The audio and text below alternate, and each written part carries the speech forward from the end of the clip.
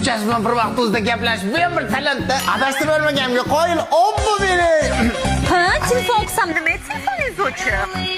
Janozada edim. Voy, kim o'ldi? Shu senga bo'lgan muhabbatim. Voy, bu bir marta pul so'raganingizda bera olmaganimga shunchami? Dadajonimdan endi pul oldim, hozir tashlab boraman.